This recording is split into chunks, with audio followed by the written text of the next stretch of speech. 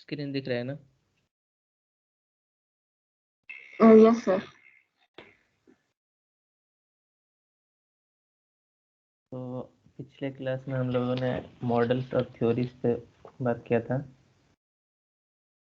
तो आज हम लोग जो है ना उसी को कंटिन्यू करते हुए मतलब बेसिस सेट पे आज देखें कि बेसिस सेट क्या है, क्यों इसका जरूरी है, क्या इसकी इम्पोर्टेंस है इसके सिलेक्शन को लेके। तो अभी तक जितने भी मतलब जॉब किए या टास्क किए तो उसमें कुछ समझ में कुछ आया क्या है ऐसा बेसिस सेट का, कुछ क्या इम्पोर्टेंस अभी तक जितने भी नहीं सर, बेसिस सेट तो एक्चुअली नहीं समझ आया। बस इतना पता है कि वो जो आपने बोला ना 3 2 1 जी सेट कर देंगे, बट उसका इम्पोर्टेंस क्या है या फिर बाकी बेसिस सेट्स क्या है तो ये पूरे जो है ना सारे वो नहीं समझे सर। ये सारे जो है अप्रोक्सीमेशन के बेस्ड पे है कि कुछ कुछ कमी रह गया पुराने मॉडल्स को एक्यूरेट करने में, तो कुछ धीरे धीरे इम्प्रूव हुआ। उसी चीज़ को वो लोग जो है बेसिस सेट में एक्यूरेसी के टर्म्स में। और ये बेसिस सेट कब इम्पोर्टेंट आ जाता है, जब हम मॉलिकुलर ऑर्बिटल्स की बात करते हैं, क्योंकि हमें इलेक्ट्रॉनिक इंटरेक्शन सारा का सारा ऑर्बिटल का इंटरेक्शन, इलेक्ट्रॉन तो उसमें है ही, लेकिन ऑर्बिटल किस डायरेक्शन में, किस वे में किसी दूसरे मॉलिक्यूल के ऑर्बिटल से के साथ वो अटैच होता है या बॉन्ड बनाता है, तो वो सब सारे आते हैं वो बेसिस सेट्स के अंदर। क्यों बेसिस सेट्स उसकी और एक्यूरेसी को बढ़ाता है। तो ये टॉपिक तो बहुत ज़्यादा वास्ट है, क्योंकि इसके अभी तक लिमिटेशंस नहीं है। ऑलरेडी लोग इस पे और इम्प्रूवमेंट पे काम कर रहे हैं। तो ये थोड़ा तुम लोग को भी चूँकि थोड़ा नया लगेगा और थोड़ा बोरिंग भी जरूर लगेगा, लेकिन इसको क्या है कि अभी एज ए रेफरेंस इसको पहले समझना है। फिर जैसे जैसे हम लोग सिस्टम्स को यूज़ करते जाएंगे, वैसे फिर हमें धीरे धीरे बेसिस सेट को यूज़ करना, प्लस उसको किस टाइप का बेसिस सेट को हम सेलेक्ट करेंगे वो तो समझ में आएगा। लेकिन अभी के हिसाब से हमें एक ऊपर थ्रू आउट देखना है कि हम लोग क्यों लेते हैं और उसके अंदर क्या क्या चीज़ इंपॉर्टेंट। ठीक है।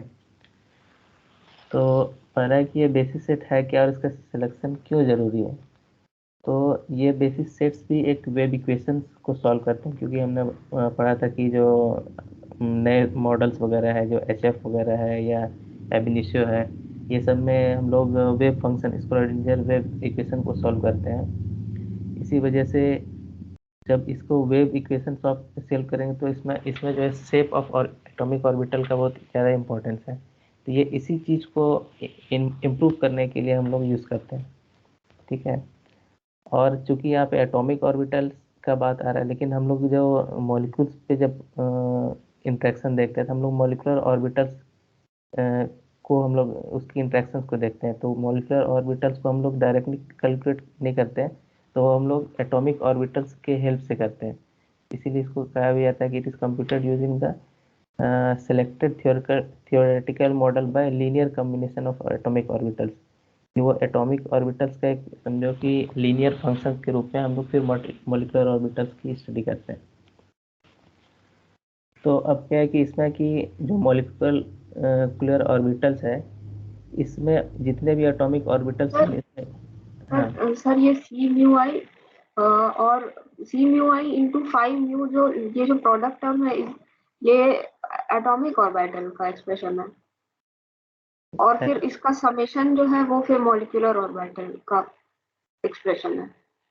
हाँ, नहीं नहीं, ये एक्चुअली है तो एक्सप्रेशन मॉलिकुलर ऑर्बिटल्स का ही, लेकिन हम लोग एटॉमिक ऑर्बिटल्स को एक तरह से बेसिस फंक्शंस के रूप में इसको डिनोट करते हैं। इसीलिए इसमें जो एक फंक्शन दिख रहा है वो फाई, ये एक बेसिस फंक्शन है। और बेसिस फंक्शन ही अच्छा। हम लोग एक एटॉमिक ऑर्बिटल की तरह ट्रीट करते हैं। मतलब समझ लो कि हर एक ऑर्बिटल का हर एक अपना अपना बेसिस फंक्शन होगा, और उसी के ये जो एमओ कोफिशिएंट की मदद से हम फिर उसके एटॉमिक मॉलिकुलर ऑर्बिटल को डिफाइन करते हैं। तो यहाँ पे जो साई है वो मॉलिकुलर ऑर्बिटल है, और इसके जो कोफिशिएंट्स जो भी इसके कोफिशिएंट्स होंगे उसके साथ जो फंक्शन है मिली वो बेसिस फंक्शन का है। और ये बेसिस फंक्शन डायरेक्टली एसोसिएटेड होते हैं आपके इससे एटॉमिक ऑर्बिटल से। तो इसीलिए यहाँ पे लिखा है कि जो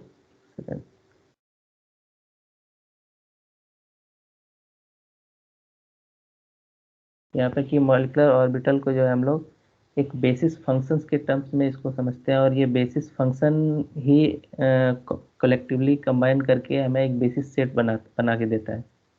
ठीक है, तो मतलब हम लोग बेसिस सेट्स में अगर हो सकता है बहुत सारे बेसिस फंक्शंस होंगे, और एक एक बेसिस फंक्शन हम लोग इंडिविजुअल एटॉमिक ऑर्बिटल्स को डिफाइन करने के लिए देंगे, और फिर वो सारे ऑर्बिटल्स मिला के हम एक मॉलिक्यूलर ऑर्बिटल को डिफाइन करते हैं। तो ये सारा एक दूसरे से कोरिलेटेड है।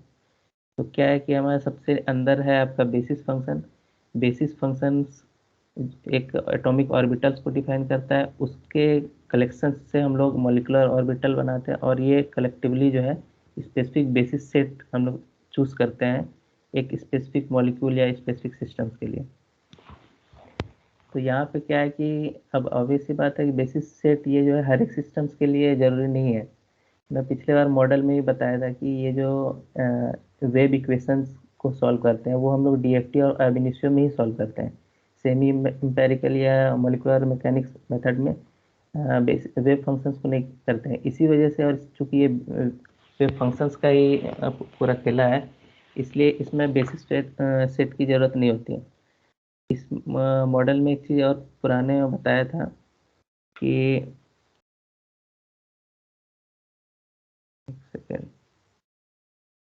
जो है ना, इलेक्ट्रॉन का जो इफेक्ट जो होता है, जैसे मोलिकुलर वाले में बताया था कि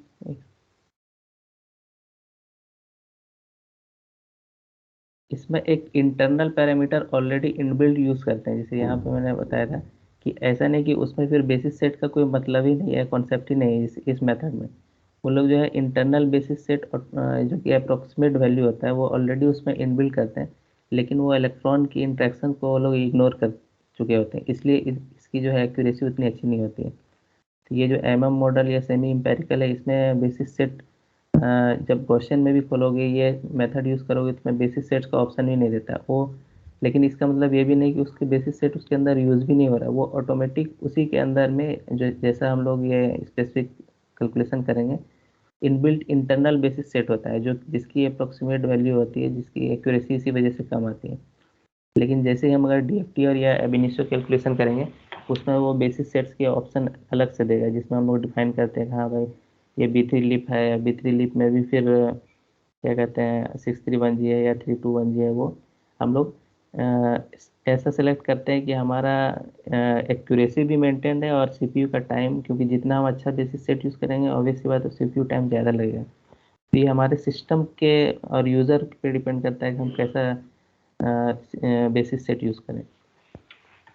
तो ये इसके बेसिक इसके बैकग्राउंड थे कि ये बेसिस सेट हम लोग क्यों यूज़ कर रहे हैं और कौन से सिस्टम में यूज़ करते हैं। फिर क्या कि ये जो है एटॉमिक ऑर्बिटल्स के बेसिस पे अलग अलग तरह के बेसिस सेट डिफाइन किए करते हैं। तो उससे पहले हम लोग एक बार देख लेते हैं ऑर्बिटल्स कैसे हैं। ये दो तरह के मिलनी है कि ये स्लेटर टाइप ऑर्बिटल्स हैं, एक गॉसियन टाइप है।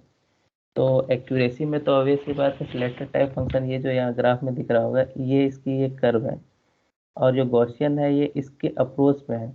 तो ये एक्यूरेसी सिलेक्टर टाइप की ज़्यादा अच्छी है, लेकिन क्या है कि ये इतना इसकी टाइमिंग या कंप्यूटेशनल कॉस्ट इसकी इतनी ज़्यादा है, और गॉसियन फंक्शंस का है कि वो कैलकुलेट आसानी से भी हो जाता है, और वो मतलब इजी भी है, बहुत फास्ट भी है। तो इस वजह से हम लोग क्या है स्लेटर फंक्शंस को कैलकुलेट करने के लिए हम लोग कुछ 5-6 या 2-3 स्लेट गॉसियन टाइप फंक्शन को हम लोग कैलकुलेट करते हैं, उसके इक्विवेलेंट मैच करने की कोशिश करते हैं।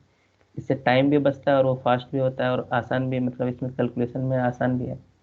और अगर इक्वेशन में देखोगे तो ज़्यादा नहीं है, बस ये आर स्क्वायर का फ़र्क है, आर स्क्वायर का ही इसमें फ़र्क है। तो मेनली ऑर्बिटल्स के दो तरह टाइप्स हैं, स्लैटर टाइप्स और गॉसियन टाइप। इसमें कि स्लैटर टाइप की एक्यूरेसी ज़्यादा अच्छा है। एक्यूरेसी का मतलब ये है कि वो ऑर्बिटल्स को डिफाइन अच्छे से करता है, उसके शेप्स को, ओरिएंटेशंस को।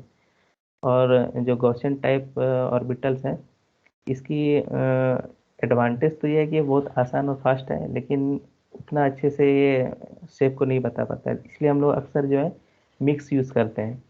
इसलिए ये देख लो H2O3G जो सबसे मिनिमम उसमें देखा होगा गॉसियन में, ये स्लेटर टाइप ऑर्बिटल है, और इसके साथ तीन जो है गॉसियन टाइप ऑर्बिटल भी है, तो इसको कैलकुलेट करते हैं। अब क्या है कि इसके बेसिस सेट अलग अलग है, टाइप्स है, उसके नोटेशंस क्या क्या है वो हम लोग देखेंगे। तो अभी तक इसमें कुछ अगर इशू हो तो बताओ। सर बेसिस फंक्शन जो है, और प्रीवियस स्लाइड में जो जिसको 5 से डिनोट किया है, ये हम्म। सर कैसे आता है? ये भी इसका थ्योरेटिकल बेसिस है कोई सा सर? हाँ क्योंकि ये ये रिप्रेजेंट कर रहा है एटॉमिक ऑर्बिटल को ना।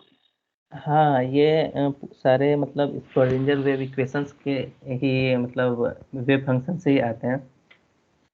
तो चूंकि मतलब हमें इसके इसके थ्योरी तो बहुत सारे ज़्यादा अंदर, जैसे जो तुम लोग जो वो क्लास कर रहे होगी केमिस्ट्री वाली, तो उसमें ये तुम्हें डिटेल में मिलेगा कि ये फंक्शंस कहाँ से आ रहे हैं, कैसे इसको डिफाइन किया गया है।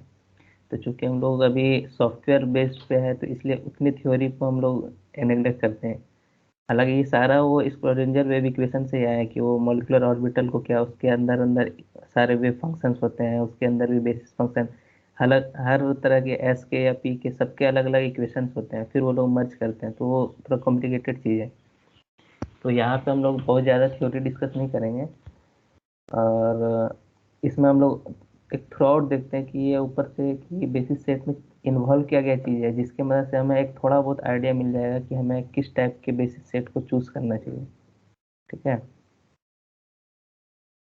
Okay sir.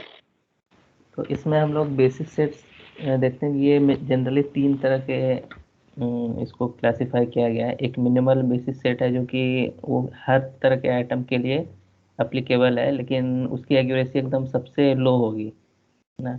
उसमें काम चलाओ के लिए हर तरह के बेसिस फंक्शंस या एलिमेंट से रिलेटेड उसमें फंक्शंस इनबिल्ट है, लेकिन ऑब्वियस सी बात है कि जितने भी हम स्पेसिफिक जाएंगे वो उसकी एक्यूरेसी उतनी अच्छी से नहीं बता पाएगा। तो अगर हम मिनिमल बेसिस सेट अगर हम ट्रांजिशन मेटल को यूज़ करते हैं तो वो कैलकुलेट करके तो बता देगा, लेकिन उसकी एक्यूरेसी की गारंटी नहीं कि वो अच्छा हो या कितना ही। तो एक सबसे पहले मिनिमल बेसिस सेट बताया गया कि वो हर तरह के एटम के लिए एप्लीकेबल होगा लगभग। फिर है एक पोपल बेसिस सेट, ये इसका डेवलपर के बेसिस पे नाम है। एक है कोरिलेशन कंसिस्टेंट बेसिस सेट, जो इस पोपल में कुछ कुछ कमी रह गया था उसको बाद में कोरिलेटेड फंक्शन उसमें ऐड करके इसको इम्प्रूव किया गया। तो एक एक करके हम लोग देखते हैं क्या क्या है ये बेसिस सेट। अब मिनिमल बेसिस सेट जो सबसे गॉसियन में भी देखो कि STO3G है। तो इसमें पहले ही बताया कि ये स्लेटर टाइप ऑर्बिटल एक है और उसके साथ तीन जो है गॉसियन टाइप ऑर्बिटल को कैलकुलेट किया गया। इसमें क्वेश्चन उठता है कि ये तीन ही क्यों, एक भी तो कर सकते थे, दो भी कर सकते थे। इस ग्राफ में देखो, पहले लोगों ने इसको एक्सपेरिमेंट करके देखा कि 1G और 2G और 3G को लेकर रखा, तो ये स्लेटर टाइप ऑर्बिटल की ये समझ लो आइडियल टाइप का है। और उसके कंपैरिजन में जब गॉसियन टाइप को कैलकुलेट किया गया तो 1G 2G 3G में सबसे इसके क्लोज में ये आया। तो ये इसलिए इसको मिनिमम इसको कंसीडर किया गया कि ये लगभग उसके अप्रोक्सीमेट में है, क्योंकि 1G 2G का जो है बहुत ख़राब ये था, इसीलिए यहाँ लिखा हुआ है कि usually n less than 3 give a poor result. इसीलिए इसको जो है STO3G को मिनिमल बेसिस सेट रखा गया है। तो इसका जो नोटेशन है कॉमन है STO NG। अब वो 2 से 6 तक भी हो सकता है। तो 3G मिनिमम है, 4G भी होता है, 5G भी होता है, लेकिन क्या है उसमें कि गॉसियन में तुम्हें 5G या 6G ये मिलेगा नहीं। ये उसमें एक स्पेसिफिक दिया हुआ है। तो ये अगर किसी को यूज़ करना होगा तो वो एडिशनल कीवर्ड में उसको डाल के यूज़ कर सकता है। ठीक है। किसी को अगर STO4G यूज़ करना हो तो वो बेसिस सेट में रैंडम डाल के उसमें खुद से लिख के वो कर सकता है। बाकी जो स्टैंडर्ड फॉर्म में जो STO3G है या फिर उसके बाद 321G 631G ये सब तो यूज़ कर ही सकता है। तो उसमें जिस और भी बेसिस फंक्शन में जो 6G है, सिक्स के बदले मतलब 6321G है, उसको भी मॉडिफाई किया जा सकता है एडिशनल कीवर्ड्स में डाल के, लेकिन हम लोग स्टैंडर्ड ही यूज़ करते हैं जो कि उसमें इनबिल्ट होता है, इसीलिए उसने क्वेश्चन ने उतने सफिशिएंट बेसिस सेट उसमें डाल रखे हैं। तो इसकी एक्यूरेसी कम जरूर होती है, लेकिन क्या है ये हर तरह के सिस्टम के लिए हम लोग यूज़ कर सकते हैं। मतलब किसी को अगर बस ऑप्टिमाइज करना हो एक मॉलिक्यूल, उसको बाद में किसी दूसरे सिस्टम में यूज़ करना हो, तो गॉसियन में बस इतना ही काम है, तो हम क्यों उसको हायर बेसिस सेट में ऑप्टिमाइज करें, क्योंकि दूसरे सिस्टम में भी वो उसको ऑप्टिमाइज करेगा ही। तो हम लोग मिनिमल बेसिस सेट पे उसको ऑप्टिमाइज कर दिया कोई बड़े मॉलिक्यूल को, फिर जो है हमने दूसरे सिस्टम में उसको यूज़ कर लिया। अब क्या है कि इसमें अगर हम कार्बन का एग्जांपल लें, कार्बन में इस तरह इसकी जो ऑर्बिटल्स है 1s 2s, p के 3 है, 2px yz, ये 5 ऑर्बिटल्स हैं। अब क्या है कि 5 ऑर्बिटल्स है तो हर एक ऑर्बिटल्स को, हाँ एक चीज़ में था कि इस मिनिमल बेसिस सेट में एक ही बेसिस फंक्शन यूज़ किया जाता है एक एटॉमिक ऑर्बिटल को डिनोट करने के लिए। तो ऑब्वियस सी बात है, कार्बन के केस में 5 ऑर्बिटल है तो इसमें 5 बेसिस फंक्शन यूज़ होंगे। ठीक है, ये बात अलग है कि इसकी एक्यूरेसी क्या होगी, क्योंकि इसकी एक्यूरेसी ऑब्वियस सी बात है कम होती। अब सिस्टम मेरे, अभी तो ये कार्बन का एग्जांपल लिया है, अगर और जैसे यहाँ पे मैंने ये रखा है मीथेन का, तो मीथेन का है तो 5 तो कार्बन के वही रहेंगे और 4 जो है अलग अलग हाइड्रोजन के जो है, तो 5 4 9, तो इस सिस्टम में 9 बेसिस फंक्शन एटलीस्ट होने चाहिए। तो अब अगर इसके बावजूद भी 9 बेसिस फंक्शन होने के बावजूद अगर इसकी एक्यूरेसी सही नहीं आ रही, तो इसका मतलब हमें इसमें और भी कुछ इम्प्रूवमेंट या एडिशन करना पड़ सकता है आगे। तो उसी को इम्प्रूव करके लोगों ने अलग अलग आगे फर्दर जो है बेसिस सेट दिया है। तो ये मिनिमल बेसिस सेट समझ में आया। सर स्लैटर नहीं समझ में आया कि स्लैटर है क्या, मतलब ये एक आइडियल सिचुएशन है जिसके कंपैरिजन में हम लोग कर रहे हैं, और स्लैटर सर क्यों नहीं हम लोग डायरेक्ट इम्प्लीमेंट हो सकता है गॉसियन में, मतलब ऐसा क्यों कर रहे कि उससे कंपेयर कर रहे कि कितना गॉसियन उसके इक्विवेलेंट हो ऐसा। हाँ, जैसे यहाँ पे भी लिखा है ना कि इसकी एक्यूरेसी अच्छी है वो, लेकिन ये इतना ज़्यादा, मतलब इसको कैलकुलेटिव है ये ज़्यादा, कि इसको कैलकुलेट करना इतना टफ हो गया है कि उसके कंपैरिजन में, मतलब कि जैसे ये ग्राफ दिखाया है, ये जैसे गॉसियन 3 वाला है, ये स्लैटर को जितने आसानी से यहाँ तक पहुँच सकता है उससे कहीं ज़्यादा टाइम इसको लगेगा इसको कैलकुलेट करने में, यहाँ पे स्लैटर टाइप फंक्शन को कैलकुलेट करने में। और इसमें ये जो ये आर का डायरेक्ट रूट वाला फंक्शन है, इसको कैलकुलेट करना भी थोड़ा मुश्किल होता है।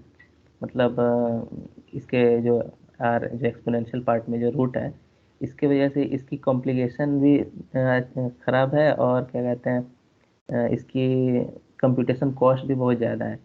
तो उसी को ध्यान में रखते हुए जो है ना एस टी ओ मतलब जी टी ओ गॉसियन का यूज़ किया जाता है, गॉसियन फंक्शन का। वो इससे जल्दी कैलकुलेट भी कर देता है, और ये तो अभी मिनिमल में बताया कि ये इसके यहाँ के एक्यूरेट आ रहा है, फिर और हायर बेसिस सेट वो उसके लगभग अप्रोच कर जाता है वो गॉसियन फंक्शन की मदद से। तो फास्ट भी हो गया हमारा सिस्टम और उतनी एक्यूरेसी मिल जाएगी, क्योंकि वो मिनिमल बेसिस सेट था इसलिए उसमें इतना ही दिख रहा था, ये इतना तक जा रहा है। लेकिन एस को हम लोग डायरेक्टली इसमें गॉसियन ने, इसीलिए तो गॉसियन फंक्शंस को ऐड करके ही इसको आसान बनाया ना, वरना स्लेटर के लिए कोई दूसरा जैसे कोई कंप्यूटेशनल टूल हो सकता है जो कि बहुत ज़्यादा उसकी कंप्यूटेशन कॉस्ट होगी। तो इस चीज़ को ऑप्टिमाइज करने के लिए ही गॉसियन फंक्शंस को यूज़ किया गया है कि एक्यूरेसी उतनी ही मिल जाएगी, लेकिन हमें गॉसियन फंक्शंस ज़्यादा यूज़ करने होंगे। ठीक है, ओके सर ओके। क्या है जो पॉपल, दूसरे जो बेसिस सेट है पॉपल बेसिस सेट, ये ऑब्वियस सी बात है इसके जो डेवलपर है जॉन पॉपल, इसके नाम पे या इसका नाम रखा गया है। इस पॉपल बेसिस सेट को स्प्लिट वैलेंस भी बोलते हैं, कि ये कॉमन टर्म है अगर देखा जाए तो। ये स्प्लिट मतलब बांटना, और वैलेंस ये वैलेंस सेल के लिए यूज़ किया गया है ना। तो इस पॉपल बेसिस सेट में जो स्पेसिफिक स्प्लिट वैलेंस सेल जो कहा गया है कि किसी भी जो एलिमेंट है उसके जो वैलेंस सेल है हम उसको सिर्फ स्प्लिट करेंगे, और जो उसके अंदर की जो कोर सेल है उनको हम चेंज नहीं करेंगे। कहने का मतलब क्या है, जैसे कार्बन है, अभी बताया कि 5 ऑर्बिटल्स हैं, तो 5 में 1s तो इसके कोर है, 2 इसके आउटर वैलेंस सेल है ना। तो 2 के ऑर्बिटल्स में हम एडिशनल बेसिस फंक्शन ऐड करेंगे इसके इम्प्रूवमेंट के लिए। तो हम देखेंगे कि इसमें ऑब्वियस सी बात है, अब 2 2 4 2 6 2 8, और इसके तो एक ही रहेंगे, तो ये 9। तो इस केस में क्या है कि ये 9 बेसिस फंक्शन इसमें क्या कहते हैं हमने इसमें इनबिल्ड किया, और फिर हम इसको कैलकुलेशन करते हैं। तो इसमें देखा गया कुछ कुछ स्पेसिफिक सिस्टम में ये स्प्लिट करने का एडवांटेज मिला, उसकी एक्यूरेसी थोड़ी बढ़ी। उसी तरीके से बाद में किसी ने कहा कि ये हम लोग स्प्लिट जो है वो वैलेंस को तो कर रहे हैं, तो स्प्लिट मेनली क्यों कर रहे हैं हम लोग, एडिशनल बेसिस फंक्शन उसमें ऐड कर रहे हैं कैलकुलेट करने के लिए, ताकि उसकी एक्यूरेसी अच्छी हो जाए। तो बाद में किसी ने कहा कि नहीं, हम इसको ट्रिपल भी स्प्लिट कर सकते हैं, मतलब आउटर सेल को हम लोग 2 स्प्लिट नहीं 3 बार स्प्लिट करके, तो 3 तक ही अभी तक का ये स्प्लिट है ना। तो कार्बन की जैसे आप 5 ऑर्बिटल तो फिक्स है, तो अब जब हम 3 स्प्लिट करेंगे तो आउटर में 3 3 6 3 9 3 12 और ये 13, तो इस केस में 13 बेसिस फंक्शन। तो ये सारे जो स्प्लिटिंग ये किए जा रहे हैं सिर्फ और सिर्फ एक्यूरेसी के लिए, ठीक है, एक्यूरेसी के लिए। और हो सकता है कि जो हम बेसिस फंक्शन बढ़ाए उसके वजह से हो सकता है कैलकुलेशन भी उस एक्यूरेसी को मेंटेन करने के लिए उतनी सफिशिएंट या फास्ट हो जाए। फास्ट मतलब वो ऐसा तो नहीं कि बेसिस फंक्शन बढ़ा देंगे तो फास्ट हो जाएगा, लेकिन उस एक्यूरेसी को पहुंचने के लिए अगर हम दूसरा कोई मेथड यूज़ करेंगे तो हो सकता है वो ज़्यादा महंगा पड़े। तो इसलिए हम लोग बेसिस फंक्शन बढ़ा के हम लोग इस ये स्प्लिट बैलेंस मदद से या पोपल बेसिस सेट जो है इसको एक इंक्रीज बेसिस फंक्शन इसमें करके इसकी एक्यूरेसी को पहले से इम्प्रूव होता हुआ इसमें दिखता है, ठीक है। अब क्या है कि जैसे बताया कि एक्यूरेसी के वजह से ही बेसिस सेट को हम लोग मॉडिफाई करते हैं, तो इसको हम लोग 3 तरीके से कर सकते हैं। एक स्प्लिटिंग, जो यहाँ पे देखा कि उसके वैलेंस जो सेल है उसको स्प्लिट करते हैं। बाद में अभी जो है और भी कुछ कुछ मिलेगा जो कोर के भी स्प्लिट करते हैं, यहाँ जो कोर 1s है इसको भी स्प्लिट करके लोग अलग एडिशनल बेसिस सेट डाल के इसको करते हैं। तो ये तो सिर्फ स्प्लिटिंग का था कि हम आइदर वैलेंस को करें या वैलेंस प्लस कोर दोनों ऑर्बिटल्स को करें। एक और 2 मेथड है कि पोलराइजेशन करके या डिफ्यूजन, मतलब पोलराइजेशन को कंसीडर करते हुए एडिशनल बेसिस फंक्शन ऐड करें और डिफ्यूजन को भी देखते हुए एडिशनल बेसिस फंक्शन हम लोग उसमें ऐड करें। तो ये दोनों को हम लोग सेपरेट में भी देखेंगे। अब क्या है कि जैसे ये 631G जो देखा है, इसमें इसका नोटेशन का क्या मीनिंग है कि ये 6 जो है ये कोर टाइप इनर टाइप के ऑर्बिटल्स हैं इनसाइड, जो कोर ऑर्बिटल है। और ये 311 मतलब 3 ये स्प्लिटिंग हुई है इसमें, है ना। 3 पहला को 3, दूसरा को 1, ये 1, ये सारा जो है ना ये मतलब हिट एंड ट्रायल बेसिस पे है। लोगों ने क्या जो सबसे जैसे अब 3 2 क्यों नहीं हुआ, तो वो हिट एंड ट्रायल करके लोगों ने देखा कि ये 6311G ज़्यादा बेहतर इसकी एक्यूरेसी दे रही है। तो 6311 ये डैश का मतलब है ये स्प्लिट किया जा रहा है, और 311 इसके बाद 3 जो है तो 3 बार स्प्लिट किया गया, इसीलिए इस टाइप के ट्रिपल जीटा फंक्शन भी इसको बोलते हैं। अगर 3 स्प्लिट हुआ है और 2 इस बार स्प्लिट हुआ है तो उसको डबल जीटा फंक्शन भी बोलते हैं।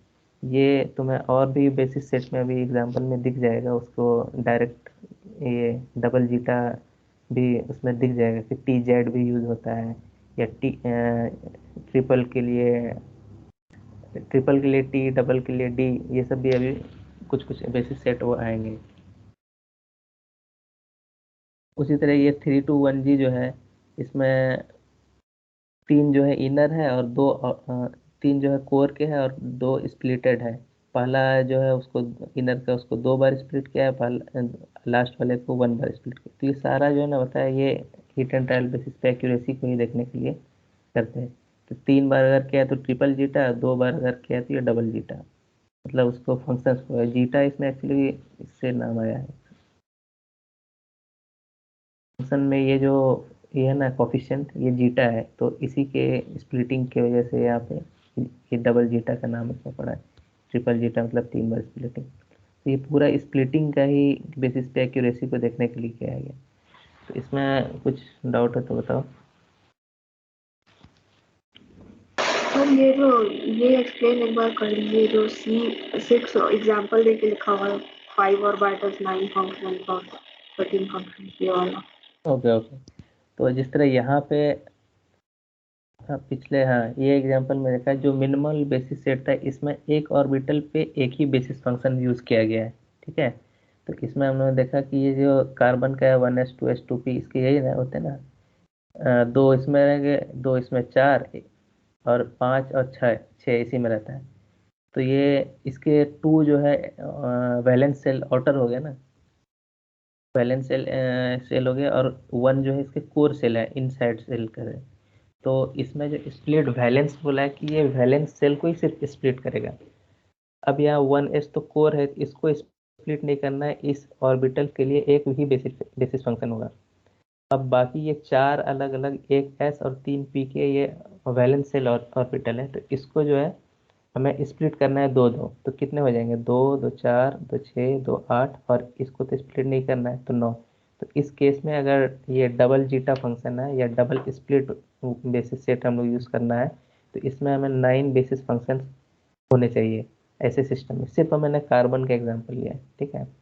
उसी तरीके से अगर ये ट्रिपल जीटा फंक्शंस हो, या हम ऑर्बिटल्स के 3 स्प्लिट करें लेकिन वैलेंस के ही, तो वैलेंस में इसमें ये है 2, ये 2s 2px 2py 2pz, तो इसको 3 3 करेंगे तो ये 12 हो गए इससे, और एक ये कोर के, तो ये 13 बेसिस फंक्शन हो गए इसको, ठीक है। Okay okay sir. ठीक है। फिर हम लोगों ने अभी जो देखा कि इस बेसिस सेट को मॉडिफिकेशन के लिए स्प्लिटिंग का ये कॉन्सेप्ट देखा, पोलराइजेशन और डिफ्यूजन भी इसमें इसको मॉडिफाई करता है बेसिस सेट को। तो अब क्या है कि पोलराइजेशन क्यों जरूरी है, कि ये क्या होता है कि ये एटॉमिक ऑर्बिटल कभी भी ये डिस्टॉर्ट हो जाता है अपने सराउंडिंग्स की वजह से, या तो सराउंडिंग्स में उसके हाई इलेक्ट्रॉनिक एलिमेंट हो, या कुछ पोलर मीडियम हो, तो उसके वजह से जो इसकी एटॉमिक ऑर्बिटल्स है वो स्पेसिफिक शेप में नहीं रहती है, या कभी कभी एटॉमिक ऑर्बिटल की मिक्सिंग की वजह से भी ये इसके ऑर्बिटल्स डिस्टॉर्ट हो जाते हैं। जैसे यहाँ फिगर में देखो कि जैसे ये एस ऑर्बिटल है और ये पी है, तो एस और पी जब मिक्स होता है तो ये कोई ज़रूरी नहीं कि ये एस के जैसा ही हुआ हो या पी, ये कोई भी बीच में डिपेंड करता है उस सिस्टम के हिसाब से। एक मॉडरेट लेवल में ये इसकी शेप जो है इसने ऑटोमेटिक ये ले लेता है। उसी तरह पी और डी अगर डिफ्यूज मतलब पोलराइज एक दूसरे पे करता है, तो ये इस तरीके से अलग अलग ऑर्बिटल्स मतलब शेप ऑटोमेटिक चेंज हो जाता है, जो कि हमारे रियल सिस्टम के हिसाब से नहीं, मतलब जो रियल हाइपोथेसिस है कि ऐसा होना चाहिए उससे अलग होता है। तो इसी चीज़ को काउंटर बैलेंस करने के लिए हम लोग इसमें एडिशनल पोलराइजेशन फंक्शन ऐड करते हैं बेसिस सेट के अंदर। तो वो जो है, तो उसकी एक्यूरेसी उससे बेहतर है अगर नहीं यूज़ कर रहे हैं तो। अब क्या है, इसको मॉडिफिकेशन के लिए हम लोग ऑब्वियस सी बात है जितने अच्छे इसमें अप्रोक्सीमेशन होंगे, क्योंकि ये सारे थियोरेटिकल कॉन्सेप्ट है ना, तो हम लोग हर चीज़ को पहले बेसिक में लेस अप्रोक्सीमेट करते हैं, फिर उसकी अप्रोक्सीमेशन को बढ़ाते हैं। तो जितना हम लोग बढ़ाते जाएंगे तो उसकी एक्यूरेसी बढ़ती जाएगी। तो यहाँ पे भी जो हम लोग इसको बेटर अप्रोक्सीमेशन दे रहे हैं ताकि हमारा सिस्टम अच्छा हो जाए। तो पोलराइजेशन ऐड करने का ये है कि या तो हम सामने ऐड स्टार लगाएं या डी लगाएं, ठीक है। ये हम लोग अभी क्वेश्चन खोल के भी दिखा देंगे कि कैसे हम लोग ऐड करते हैं लास्ट में। तो ये स्टार या डी हम लोग पोलराइजेशन के को लगाने के लिए यूज़ करते हैं। तो ये सिंगल अगर स्टार है तो इसका मतलब है कि ये सिर्फ डी फंक्शन इसमें ऐड किया गया, और डबल स्टार है तो इसमें डी और पी दोनों ऑर्बिटल्स को ऐड किया गया। अब एग्जांपल देखते हैं यहाँ पे। जैसे ये 631G डी है, तो इसमें जो है सिर्फ डी ऑर्बिटल्स को इसमें इंक्लूड किया गया है। और 631 डबल स्टार मतलब हाँ, ये डी सिंगल, ये डीपी और डबल स्टार ये एक दो इक्विवेलेंट है, या कह लो सिंग स्टार लगाएं या डी लगाएं ये इक्विवेलेंट है। तो यहाँ डी है तो इसको हम लोग यहाँ पे इसके इस फॉर्म में भी कर सकते हैं नोट। ये दूसरा एग्जांपल है ऐसे, ठीक है। तो स्टार लगाए या डी लगाए, इसको हम लोग मतलब एक यूज़र के लिए आसानी है कि हम इसमें पोलराइज फंक्शन ऐड कर रहे हैं, ठीक है। तो यहाँ पे ये लिखा है कि 631 डबल स्टार हो या 631 डीपी, ये दोनों सेम है, ठीक है। और जो छोटे बेसिस सेट है 321 बेसिस सेट, इसको भी हम लोग यूज़ करते हैं। इसकी बहुत कम यूज़ होती है, लेकिन ये हम लोग यूज़ करके सेकेंड रो जो एटम है उसके लिए हम लोग जितने भी सेकेंड रो एलिमेंट है क्लोरीन तक अप टू हम लोग यूज़ कर सकते हैं 321 जी के साथ, मतलब पोलराइजेशन फंक्शन यूज़ करके। तो इसमें भी वही चीज़ है कि हमने बस एडिशनल बेसिस फंक्शन यूज़ किया है यूजिंग ए पोलराइजेशन फंक्शन। अब गॉसियन की जो जीयूआई है उसमें हम लोग कैसे यूज़ कर रहे हैं, तो हम तो बस सिंपल स्टार और डी को ऐड कर रहे हैं, लेकिन वो उसके अंदर ऑलरेडी इनबिल्ट फंक्शंस हैं जो कि उसको ऐड करके कैलकुलेट करती है, तो ये बहुत इम्पोर्टेंट भी होता है, क्योंकि अभी एक जो इसका आगे जो डिफ्यूज फंक्शन आएगा वो स्पेसिफिक सिस्टम में ऐड करना एकदम कंपलसरी होता है। अगर उसके आप नहीं यूज़ किए हैं तो वो समझ लीजिए कि कोई भी देखेगा कि अगर आपने इस सिस्टम में क्या कहते हैं नहीं यूज़ किया है ये फंक्शन, इसका मतलब आपका रिजल्ट गलत है। इतना इतना उसकी ज़्यादा इम्पोर्टेंस है। तो इसको हम लोग डिफ्यूज से कंपैरिजन करते हैं कि क्या उसमें क्या डिफरेंट है। तो डिफ्यूजन फंक्शन उसी तरीके से, पोलराइजेशन तो एक स्पेसिफिक इवेंट हुआ कि सराउंडिंग एलिमेंट की वजह से जो ऑर्बिटल्स क्या खींचातानी हो के जो भी अपना क्या कहते हैं डिस्टॉर्ट हो गया, उसको हम लोग काउंटर बैलेंस करने के लिए हम लोग पोलराइजेशन फंक्शन यूज़ किया। यहाँ पे भी क्या है कि कुछ कुछ एडिशनल इनहेरेंट इनकन्सिस्टेंसी इसमें इंक्लूड किया गया। ये मेनली क्या होता है कि हम लोग अक्सर बड़े सिस्टम में क्या होता है, इलेक्ट्रॉन को जो है ना को बहुत ज़्यादा न्यूक्लियस से दूर पे वो ट्रीट करते हैं। तो न्यूक्लियस का इन्फ्लुएंस उस क्या कहते हैं इलेक्ट्रॉन्स पे नहीं होता है, स्पेसिफिक ऑर्बिटल्स पे नहीं होता है। इसलिए वो जो है ना एक डिफ्यूज टाइप का ऑटोमेटिक खुद से ओरिएंट होके अलग ऑर्बिटल्स बना लेता है। तो इस चीज़ को काउंटर करने कर लिए हम लोग एडिशनल फंक्शन ऐड यूज़ करते हैं डिफ्यूज। तो अभी जो बता रहा था कि कुछ कुछ सिस्टम, जैसे अगर हम एनायंस पे कर रहे हैं जिसमें हम लोग जो चार्ज का ऑप्शन आता है ना कि चार्ज क्या है, तो हम लोग अक्सर न्यूट्रल रहता है।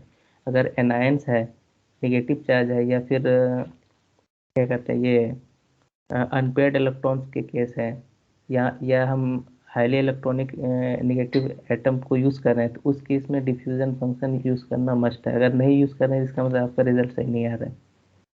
ठीक है। तो अगर जैसे क्लोरीन, फ्लोरीन, या फिर कोई निगेटिव एनायन या कुछ अनपेयर्ड इलेक्ट्रॉन, ये सब अगर आ रहे हैं सिस्टम में, तो उसमें डिफ्यूजन फंक्शन को यूज़ करना जरूरी है, क्योंकि वो तभी उसके ऑर्बिटल्स को डिफ्यूजन को कैलकुलेट करते हुए ऑर्बिटल्स का सही शेप वगैरह बता पाएगा, वरना वो डिस्टॉर्ट होकर कुछ भी बता सकता है जो कि रियल सिस्टम या एक्यूरेसी से मैच नहीं करेगा।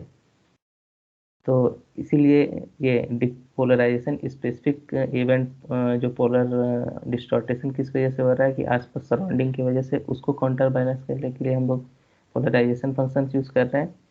इसका नोटेशन ये है स्टार, डबल स्टार, या डी, या डीपी भी ऐड करते हैं। या फिर उसका, हाँ, डिफ्यूज फंक्शन में हम लोग इसका क्या कहते हैं इलेक्ट्रॉन्स का इंटरेक्शन विथ न्यूक्लियस को काउंटर बैलेंस करने के लिए हम लोग डिफ्यूजन फंक्शंस का यूज़ करते हैं।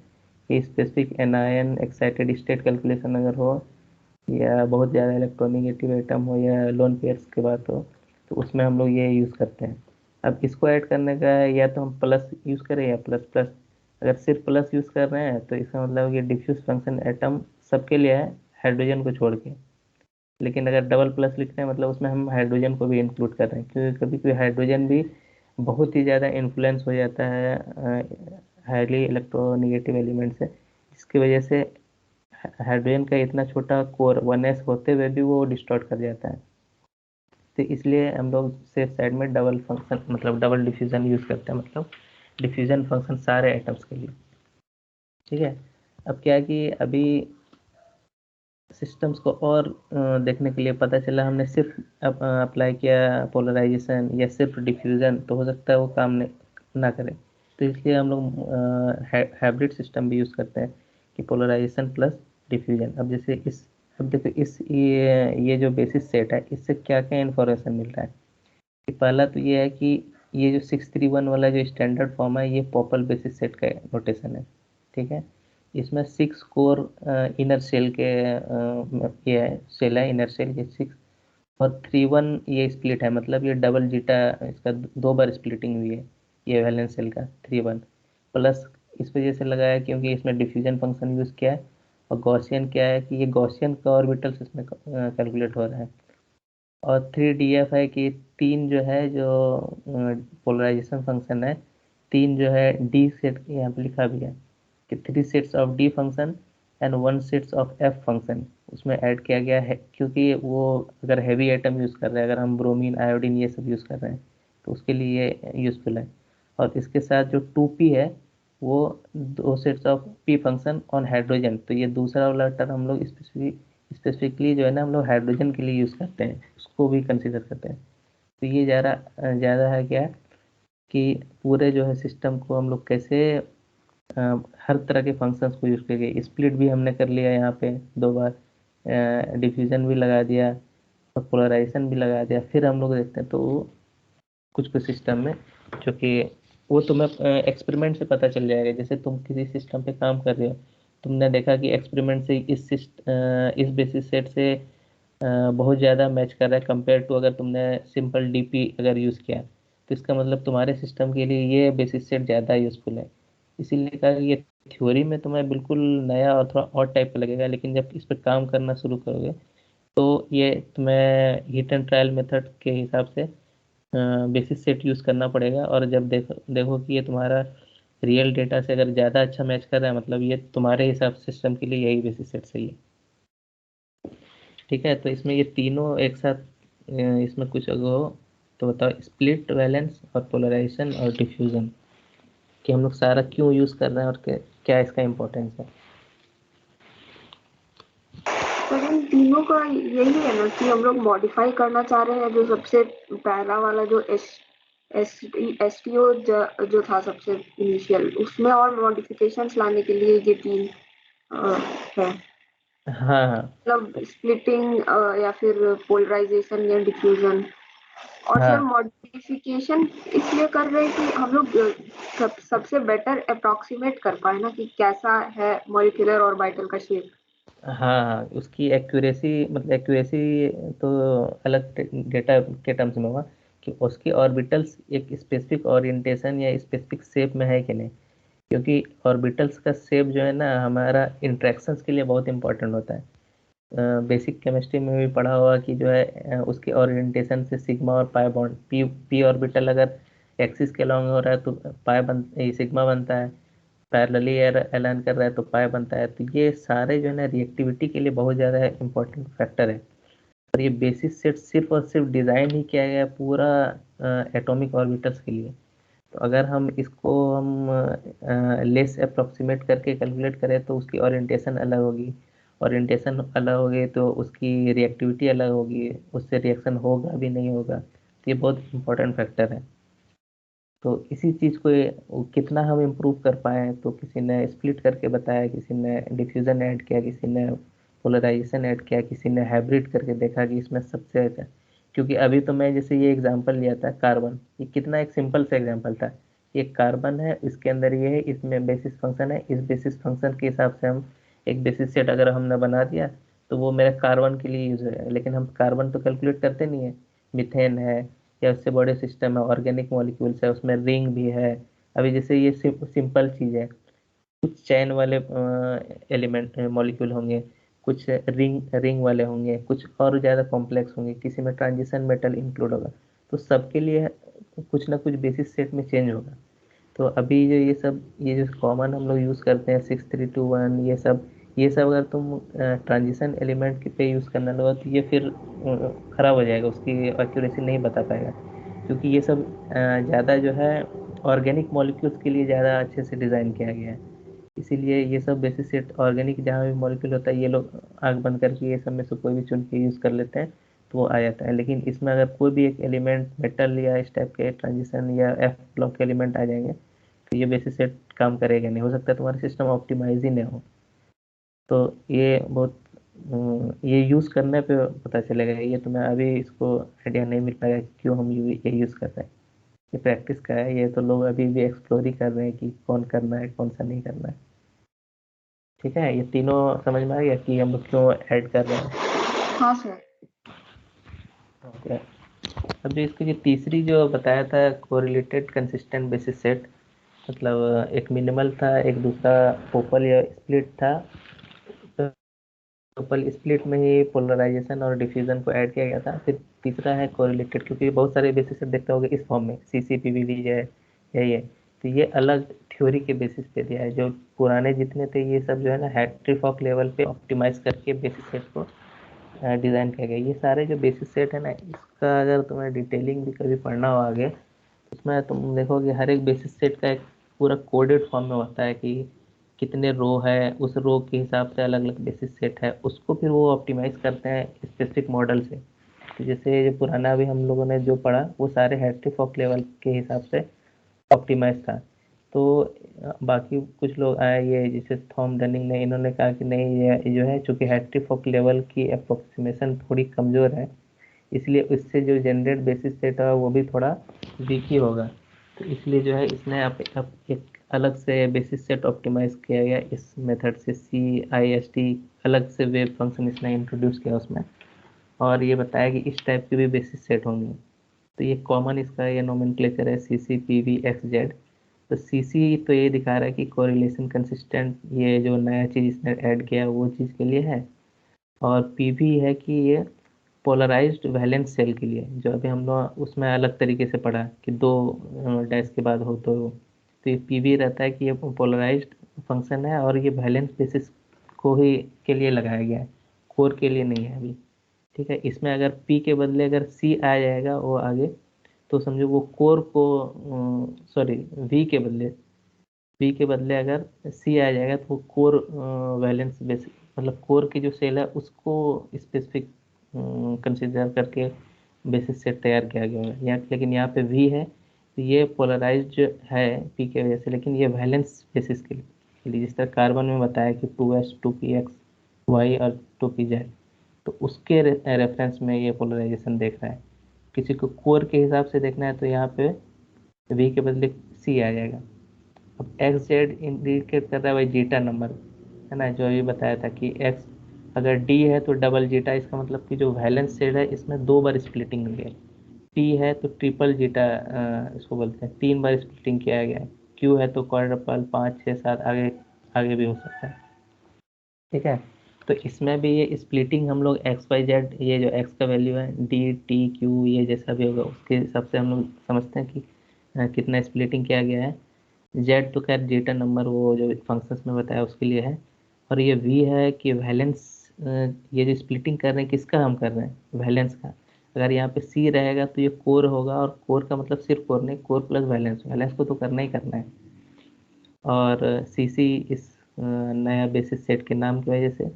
ठीक है, अब क्या है कि इसमें अगर हमें डिफ्यूज़न वगैरह पोलराइजेशन तो यहाँ पे ऐड किया हुआ है, इसमें डिफ्यूज़न मिसिंग है ना, तो इसलिए बाद में इसको जो है AUG ऑगमेंटेड इसमें करके, ये इसका सफिक्स प्रीफिक्स है, ये इसका सिंबल है कि ये इसमें डिफ्यूज़न फंक्शंस भी ऐड किया गया है।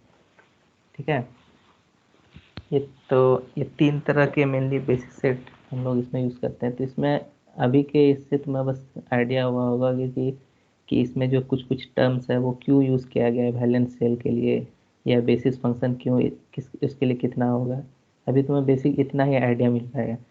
बाकी सिस्टम को यूज़ करते करते, जैसे ऑर्गेनिक के लिए तो बताया कि 6321G या 6312D ये सब सफिशेंट होते हैं, ये सब बेसिस सेट। लेकिन अगर एलिमेंट्स, ट्रांजिशन एलिमेंट खासकर ये सब आएंगे तो बेसिस सेट अलग अलग होंगे, इसके अलावा भी अलग अलग होंगे।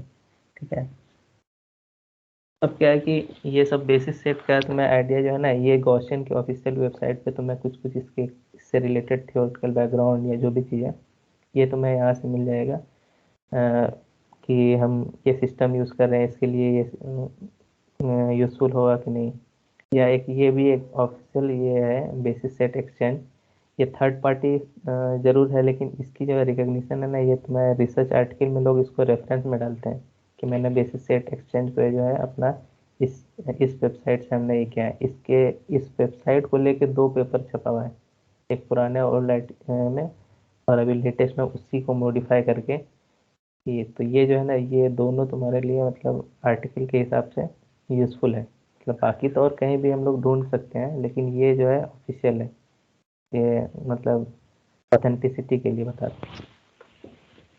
अब क्या है कि अभी तक जो भी कुछ कुछ जॉब सबमिट किए तो इसमें कुछ कुछ प्रॉब्लम्स आएंगे, तो उसको कैसे थोड़ा टैकल करना है। जैसे अगर तुम्हारे फाइल में नॉर्मल टर्मिनेशन आ गया तो मतलब वो एरर है, फ्री है, मतलब मोस्टली वही होता है। ठीक है, तो ये अगर हो गया फिर तुम्हें बस एनालाइज करना है सिस्टम को, रिकैलकुलेट करने की ज़रूरत नहीं है। क्या है कि जैसे ज्योमेट्री ऑप्टिमाइजेशन कभी भी फेल हो जाता है तो उसको बताया था वो समरी में जाके हम लोग 4 कन्वर्जेंस क्राइटेरिया देखते हैं। अगर उसमें फोर्स के कन्वर्जेंस क्राइटेरिया अगर फुलफिल है और डिस्प्लेसमेंट के नहीं है, इसका मतलब आपका ऑप्टिमाइजेशन में कुछ गड़बड़ है। पहले आप ऑप्टिमाइज कीजिए तब आप फिर क्या कहते हैं फ्रीक्वेंसी या IRC या और भी NBO हर तरह के कैलकुलेशन आगे कर सकते हैं। लेकिन अगर यही कन्वर्जेंस क्राइटेरिया में ही अगर गड़बड़ है तो फिर वो आगे करने से कोई फ़ायदा नहीं। और अक्सर जो है ना वो मैसेज आता है और नीचे में क्या एरर क्या है, तो सारा एरर हमें समझ में नहीं आता है कि वो क्या कह रहा है। तो उसमें क्या करो, एरर जो है उसे लेकर गूगल सर्च कर लो। तो गूगल सर्च में ना दो जगह तुम्हें सही से इसकी इंफॉर्मेशन मिलेगी। गॉसियन तो है ही इसका ऑफिशियल, दूसरा है रिसर्च गेट नेट पे। इस पे लोग ऑफिशियल इस टाइप के भी लोग जो इससे जुड़े रहते हैं वो लोग डिस्कस करते हैं, कोई उसमें एक्सपर्ट भी होते हैं, कोई प्रोफेसर भी होते हैं, कोई इंडस्ट्री से भी होते हैं। तो उनकी डिस्कशन से तुम्हें बहुत सारी चीज़ें इसमें इंफॉर्मेशन मिल जाएगी। अब जैसे वो आईआरसी कैलकुलेशन में हमने वो कीवर्ड्स का बात बताया था कि स्टेप साइज को 5 कर सकते हो। तो ये सब कीवर्ड्स हर कौन कौन से सिस्टम में कब यूज़ करना है, उसके पीछे क्या थ्योरी है, क्या ये सब सारा तुम्हें ये रिसर्च गेट या क्वेश्चन में उस चीज स्पेसिफिक सर्च करके बाकी थर्ड पार्टी पे देखने से कोई फायदा नहीं, क्योंकि उसकी ऑथेंटिसिटी उतनी नहीं है। तो गॉसियन सबसे बेस्ट है। अगर चूंकि यहाँ पे ओपन डिस्कशन होता है, तुम खुद भी क्वेश्चन पूछ सकते हो या सॉल्यूशन डाल सकते हो, तो इसलिए रिसर्च गेट थोड़ा ज़्यादा यूज़र फ्रेंडली है। तो ये सब जो है टूल्स या टेक्निक या ये सब यूज़ करके अपने सिस्टम के लिए जितना बढ़िया हो उतना कर सकते हो। ठीक है, एक चीज़ आज का इतना इस डिस्कशन काफ़ी था, लेकिन वो मैं गॉसियन वाला वो मैं दिखा दे रहा हूँ। इसमें कुछ इस पे तो बताओ।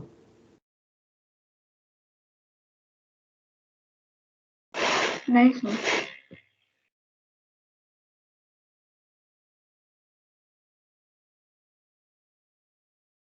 जैसे मेथड में एक चीज़ ये बताना भूल गया था, जैसे ये मेथड में हम लोग जो ये ग्राउंड स्टेट होता है, ये एक ऑब्वियस सी बात है, ये ग्राउंड स्टेट। अब बाकी सारे ये ट्रांजिशन स्टेट या एक्साइटेड स्टेट की कैलकुलेशन होती है।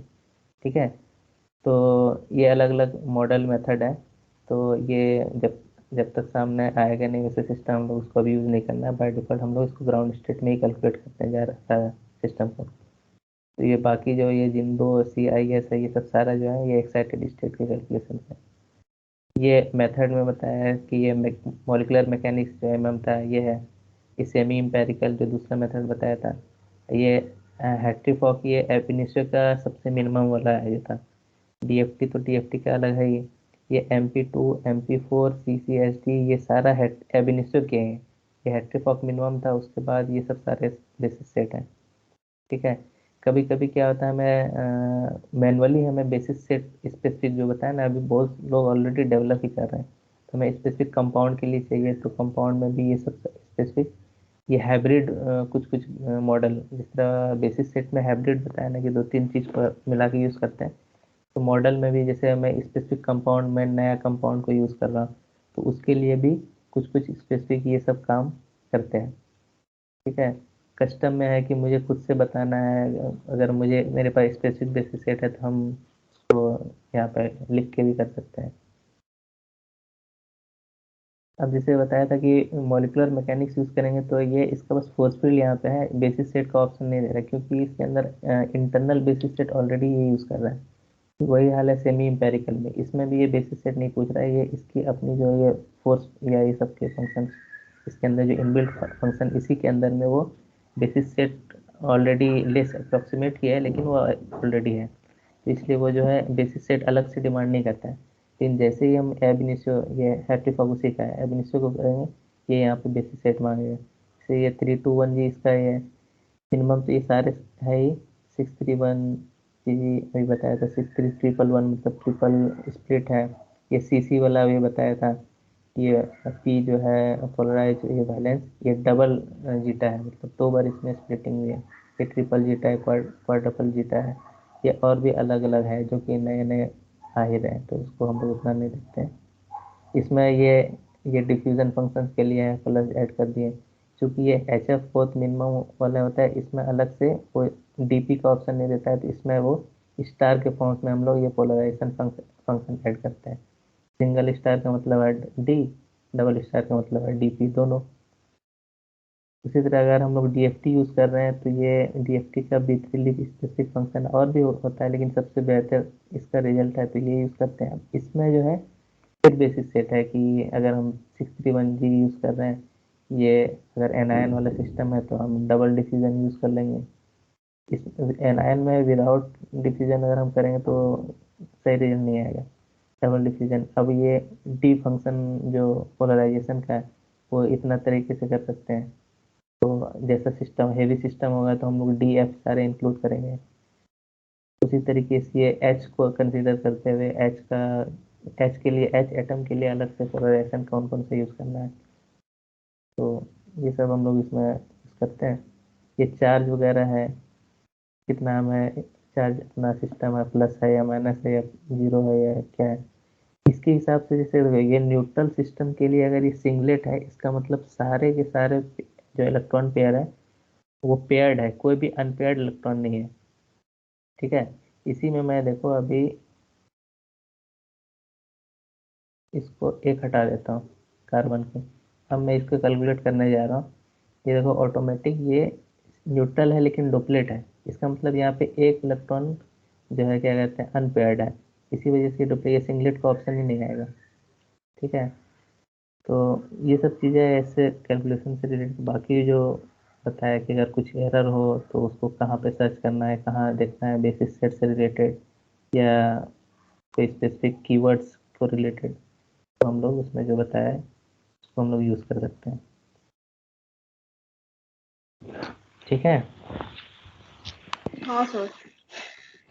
तो ये जितने भी गॉसियंस को लेके थे कि गॉसियंस में क्या उसके इंटरफेस है, हम लोग कैसे उसमें यूज़ करते हैं, मॉलिक्यूल्स कैसे बनाते हैं, उसके पीछे क्या क्या थोड़ी बहुत मॉडल्स है, थ्योरेटिकल बैकग्राउंड, उसमें जो बेसिस सेट्स है, टाइप्स ऑफ कैलकुलेशंस है, वो रफली मतलब मैंने बता दिया है। तो इसको जो है तुम लोग यूज़ करना। तो मतलब समझ लो आज ये लास्ट ही क्लास था, और इन केस अगर कुछ स्पेसिफिक प्रॉब्लम हो तो वो मतलब बता सकते हो कि हाँ इसमें दिक्कत है, मुझे ये करना है, तो फिर कभी क्लास रख सकते हैं। और वैसे भी तुम लोग का शायद मिड टर्म आने वाला है ना।